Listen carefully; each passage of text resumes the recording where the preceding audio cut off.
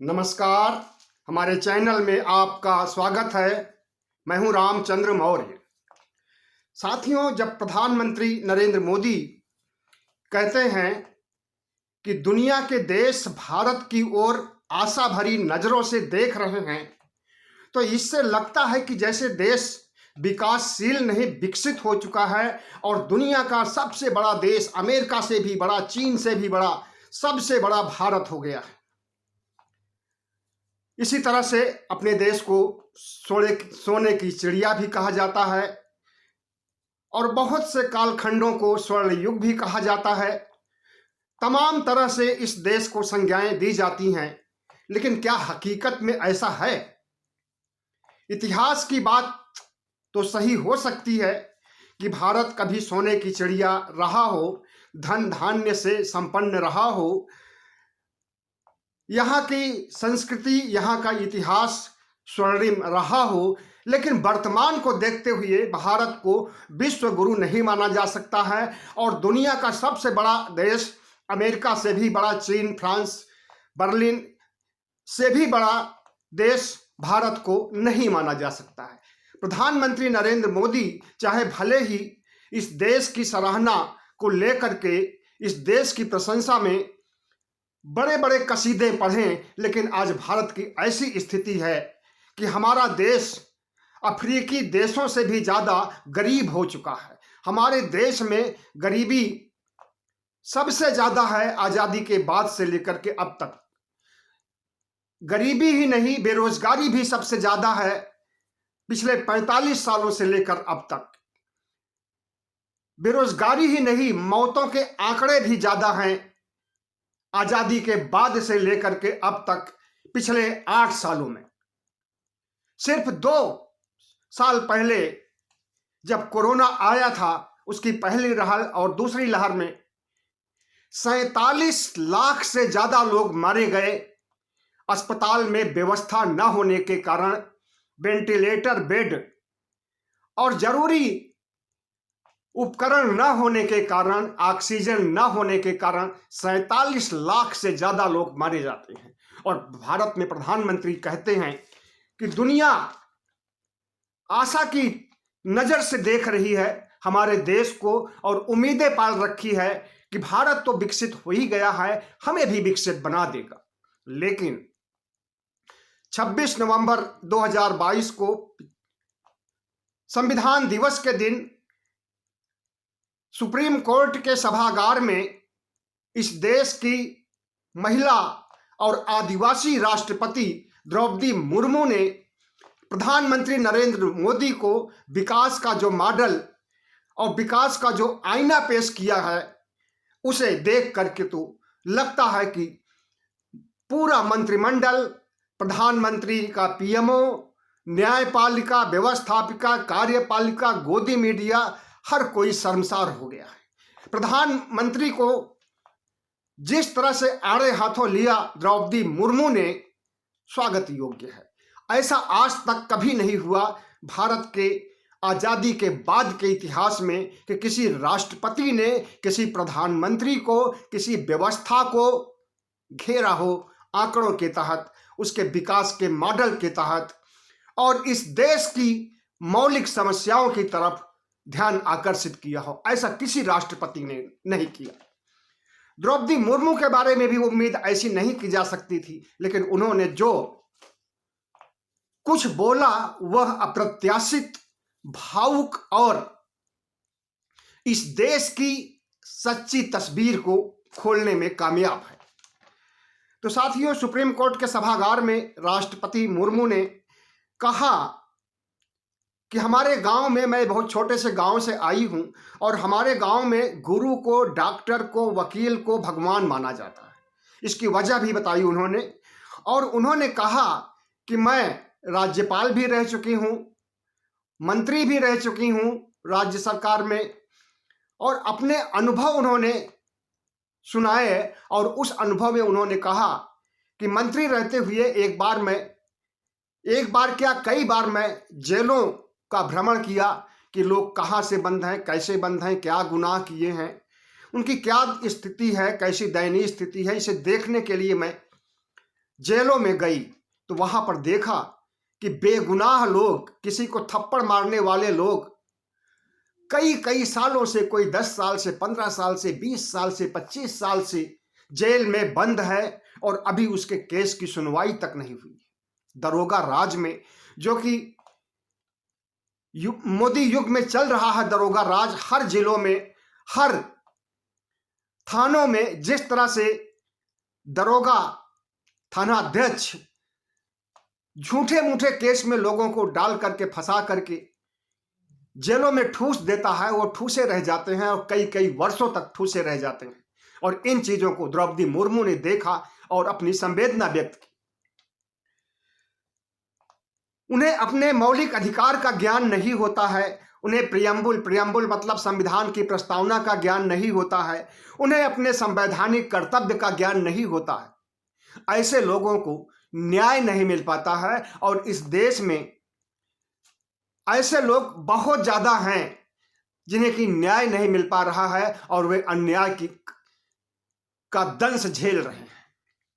बहुत बड़ी बात कही द्रौपदी मुर्मू ने। प्रधानमंत्री भी बैठे थे, चीफ जस्टिस ऑफ इंडिया बैठे हुए थे, सुप्रीम कोर्ट के बाकी सारे जज बैठे हुए थे और यहां तक कि कानून मंत्री भी उस सभागार में बैठे हुए थे।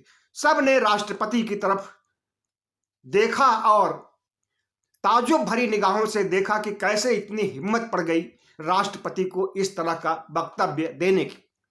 सबसे पहले तो उन्होंने जो लिख करके आता है भाषण, अंग्रेजी में पढ़ा, उसके बाद उन्होंने अपने मन की व्यथा शुरू की और उन्होंने कहा कि क्या यही विकास है कि जेलों की संख्या बढ़ती जा रही है, जेल बढ़ाए जा रहे हैं, जेल में कैदियों की संख्या बढ़ती जा रही है, लोगों को न्याय नहीं मिल पा रहा है, तो क्या यही विकास है? उन्होंने विकास पर सवाल उठाया और प्रधानमंत्री नरेंद्र मोदी के सबका विकास, सबका साथ, सबका प्रयास का पोल खोलने का काम किया। राष्ट्रपति मुर्मू का यह अभूतपूर्व भाषण लोगों को चौंकाने वाला है। उन्होंने इतना ही नहीं कहा बल्कि कहा कि 5 सालों में इस देश में 1.5 गुना कैदियों की संख्या बढ़ गई है, जिसमें से कि 5 में से 4 कैदी विचाराधीन हैं। मतलब कि अभी उनके केस का फैसला ही नहीं हुआ है और वे जेल में हैं। फैसला होने के पहले ही जुर्म से ज्यादा सजा भोग रहे हैं। 2016 से लेकर के 2021 तक यानी 5 सालों में गृह मंत्रालय की रिपोर्ट कहती है कि 9.5% सजा की दर में कमी हुई है, लेकिन विचाराधीन कैदी 45.8% बढ़े हैं। पुलिस किसी को भी झूठे मुकदमों में फांस करके जेल में ठूस देती है। यह सिर्फ दिल्ली की नहीं, उत्तर प्रदेश की नहीं, सारे राज्यों की यही स्थिति है और सारे राज्यों में जितने भी थाने हैं हर जगह घूस लिया जाता है और हर जगह का कल्चर लगभग एक ही है। फर्जी मुकदमों में फंसाया जाता है, पैसे लेकर के फर्जी मुकदमों में लोग फंसाते हैं। यहां तक कि जान से मारने की सुपारी तक पुलिस को दी जाती है, 5 लाख में, 10 लाख में।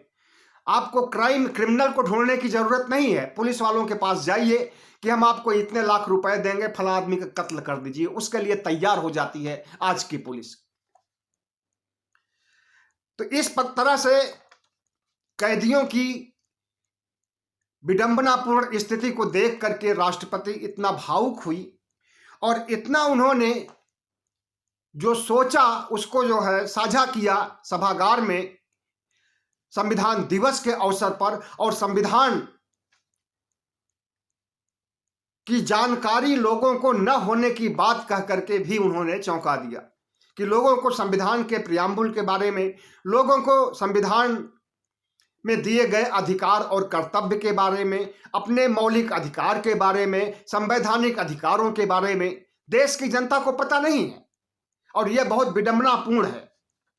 लोग धर्मशास्त्र तो पढ़ जाते हैं, मनुस्मृति, वेद और उपनिषद और तमाम संतोषी माता का व्रत रह लेते हैं और रामचरितमानस, हनुमान चालीसा रोज पढ़ते हैं, लेकिन संविधान पढ़ने की जरूरत कोई नहीं महसूस करते। और जब तक देश में संविधान को नहीं समझा जाएगा, संविधान को नहीं माना जाएगा और संविधान के बताए हुए रास्ते पर नहीं चला जाएगा, तब तक देश तरक्की नहीं कर सकता है। सिर्फ हवाई बातें ही प्रधानमंत्री कह सकते हैं कि हाँ, इस देश की तरफ दुनिया टकटकी लगाए बैठी है कि अपना विकास तो कर ही रहा है भारत, हमारा भी विकास करेगा। ये सब बातें थोथी हैं, लेकिन जो सच्चाई है देश की, इस देश में कुपोषण से मौतें हो रही हैं, भूखमरी है, महंगाई है, बेरोजगारी है, मौतों का दर ज्यादा है और इस देश में लोग दिनों दिन गरीब हो रहे हैं, पूंजीपति उद्योगपति दिनों दिन अमीर हो रहे हैं। कोरोना काल में लोगों को खाने का अकाल पड़ा था, हर जगह सब कुछ बंद था, ठप था, और उसी पीरियड में हमारे कारपोरेट सेक्टर के मालिकान लोग तरक्की कर गए। सामान्य स्थिति के काल से ज्यादा उन्होंने विकास किया कोरोना काल में, और दुनिया का नंबर 2 उद्योगपति बन गए अडानी महोदय। प्रधानमंत्री नरेंद्र मोदी के शासनकाल में आते ही 2014 से लेकर के 2022 तक में इतना छलांग लगाए, इतना जंप लगाया उन्होंने कि दुनिया का दूसरा उद्योगपति बन गए। किसने बनाया? जाहिर है प्रधानमंत्री नरेंद्र मोदी ने, जिन्होंने कि उनके कर्जे माफ किए और उन्हें जो कर्जे दिए गए उसका इंटरेस्ट कम किया गया। इस देश में जीएसटी से पैसा किस तरह से कमाया जाता है, कमाती है सरकार, आपने देखा है। खाने पीने की चीजों पर छाछ है, दूध है, पनीर है, मटर है, इसको खरीदने पर भी जो है टैक्स लगा दिया गया है। और जिस तरह से कारपोरेट का टैक्स, कारपोरेट का लोन माफ किया जाता है या उनसे एक नॉमिनल दर पर इंटरेस्ट लिया जाता है, उसे भी आप अच्छी तरह से समझ सकते हैं कि यह इस देश का प्रधानमंत्री क्या सोचता है, क्या कहता है और क्या करता है। तो इस तरह से राष्ट्रपति मुर्मू ने कहा कि जेल का सिस्टम ही खत्म होना चाहिए। हत्यारे बाहर घूमते रहते हैं और बेगुनाह लोग जेल के अंदर होते हैं। लोग छुड़ाने नहीं जाते अपने परिजनों को जो जेल में बंद हो जाते हैं, क्योंकि उन्हें पता है कि जब वो छुड़ाने के लिए कोर्ट में जाएंगे तो वहां वकील भी चूसेंगे, फीस लेंगे और मुंशी भी लेंगे, और इतना खर्चा होगा कि उनका घर द्वार, बर्तन भाड़े सब बिक जाएंगे। इसलिए लोग छुड़ाने नहीं जाते अपने परिजन को, अपने घर के गिरफ्तार हुए कैदी को। तो उन्होंने जो तस्वीर पेश किया राष्ट्रपति मुर्मू ने, वो चौंकाने वाला है। और विकास के मॉडल को उन्होंने जिस तरह से समझाया, न्यायिक प्रक्रिया को की खामियों को जिस तरह से पकड़ा और इस देश की जेल व्यवस्था को जिस तरह से लताड़ा, वो काबिले तारीफ है। और आपको एक बात बता दें कि उन्होंने भाषण खत्म करते करते एक बात और कही थी जो बहुत ही इंपॉर्टेंट बात है, कि कुछ बातें तो मैंने कह दिया लेकिन बहुत सी बातें मैं नहीं बोल सकी हूं। जो बातें मैं नहीं बोल सकी हूं उसे अपने आप समझ लीजिए। अब उन्होंने बहुत बड़ी बात कही, इस देश के प्रधानमंत्री के शासनकाल की कुव्यवस्थाओं और गलत नीतियों और हिंदू राष्ट्र बनाने, सांप्रदायिक एजेंडा खड़ा करने, धार्मिक ध्रुवीकरण करने और CAA, NRC, सब कुछ, किसान आंदोलन, सब कुछ उनके इस वक्तव्य में समाया हुआ है कि बहुत सी बातें मैं नहीं बोल रही हूं, लेकिन वो भी है संविधान की हत्या करना, लोकतंत्र की हत्या करना, संसद को न चलने देना या संसद में जबरदस्ती कानून पास करा लेना। काले कानून, 3 कृषि काले कानून जबरदस्ती ही पास कराए गए थे, बिना चर्चा के पास कराए गए थे।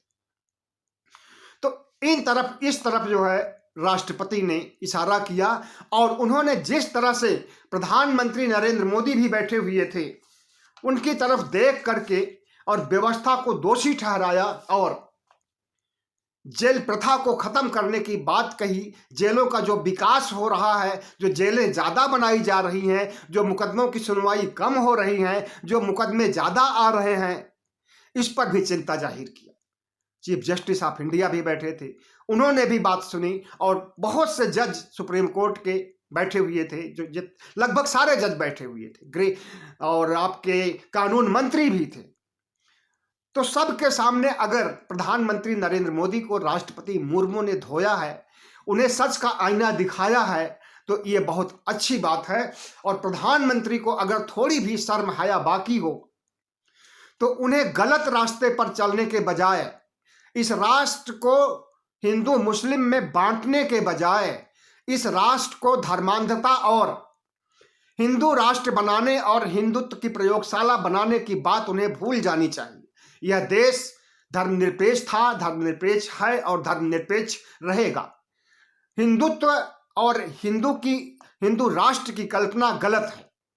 इसमें एक ही संप्रदाय, एक ही धर्म के लोगों को आगे बढ़ाने की बात कही जाएगी, बाकी लोग दोयम दर्जे के इंसान हो जाएंगे।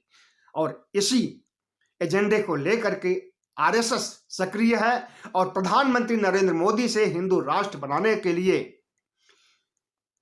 कोशिशें कर रहा है 2025 तक भारत को हिंदू राष्ट्र घोषित करने के लिए। लेकिन अब देखिए क्या ऊंट किस करवट बैठता है, वो तो पता ही चलेगा जब ये राज्यों के चुनाव और लोकसभा के चुनाव जीतेंगे, तभी तो इनका आत्मबल बढ़ेगा और इन्हें हराना आपका काम है।